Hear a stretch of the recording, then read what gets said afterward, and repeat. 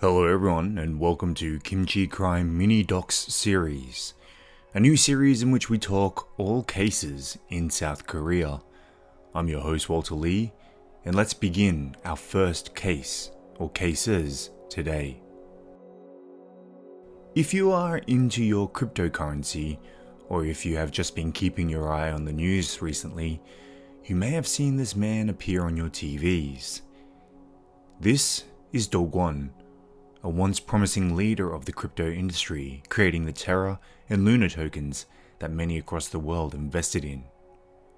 But on May 9th of 2022, an atomic bomb-like crash sent waves through the globe, causing many to lose money.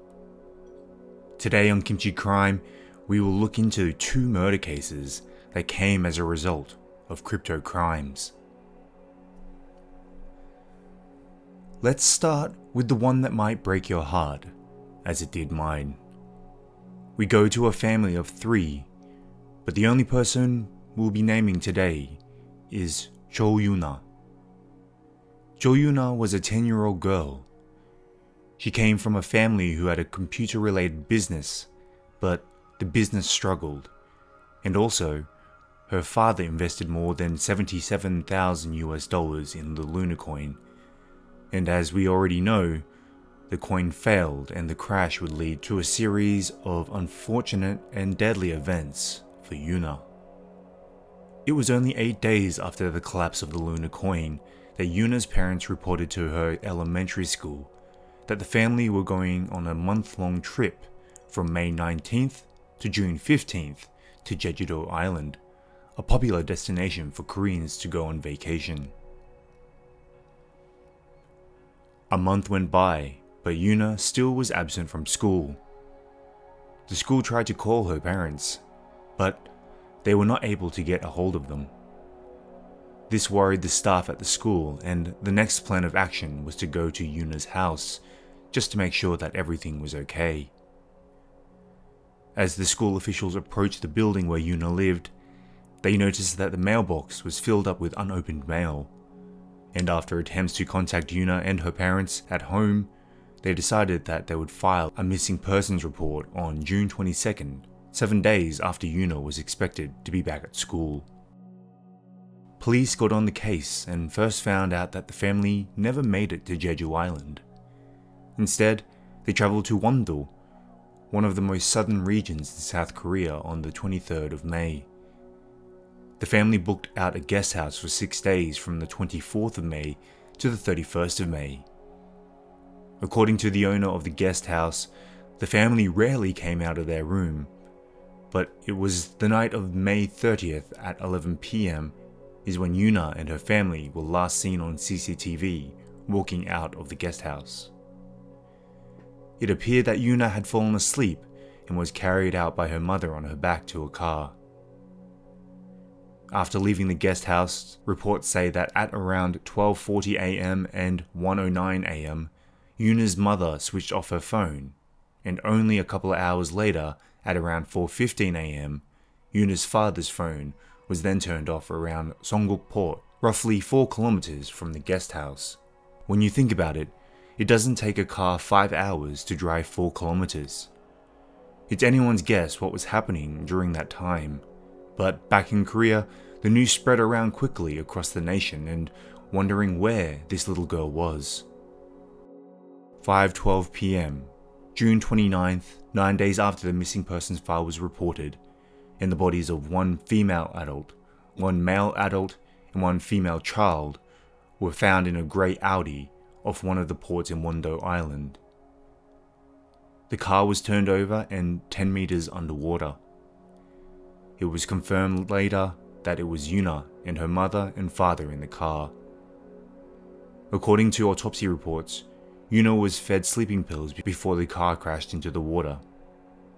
Let's hope that she died peacefully.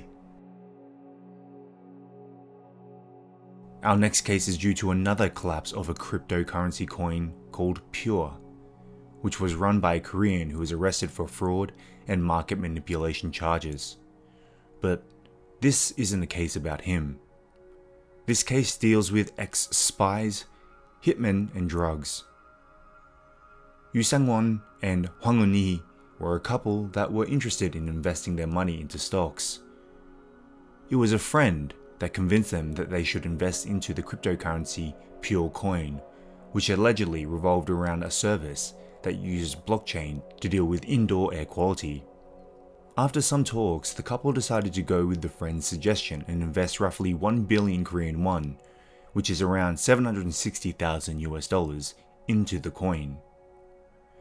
As the case goes, the Pure Coin also collapsed, leaving many people in debt. Furious with what happened to all their savings, as one would be, let's be honest, the couple decided that they were going to do something about it. They turned to a man named Lee Kyung-woo. Now, it seems that the couple were already amongst some shady business already, as Lee was not your normal run-of-the-mill man. In fact, Lee had quite an interesting past, as it was confirmed that he was a former military agent for missions in North Korea. After his service, he went on to own a gym business and also invested a lot of his savings into Pure, in which he lost 95% of its value in 2021. However, life after the military and the drop in investment savings led Lee down a path of crime. This time Lee was taking the role of a hitman, and now his target was the friend who recommended investing in the Pure Coin to the couple. Lee told the couple that he, quote, could resolve matters by using illegal methods. The idea of also killing the woman and then selling off her organs to a Chinese hitman was also in the talks. The couple agreed to the hit, and even Lee's wife got amongst the crime and supplied Lee with the drug fentanyl. But with all hits, they come with a fee, and this one was 70 million Korean won, roughly 54,700 US dollars. It was the night of March 2023 in the Yeoksamdong Gangnam area. Lee, along with his two accomplices and college friends, Hwang Dae-ha and Yong Ji-ho, kidnapped the woman in her 40s and inject her with the fentanyl supplied by Lee's wife. At first, they give her a small dose to knock her out and then wait for her to wake up. She is woken up to give all information, including password to her crypto account. After, Lee gave her another dose of fentanyl. However, autopsy reports show that she was also strangled to death. The victim was buried the next morning in the hills of Daecheong Dam in Daejeon.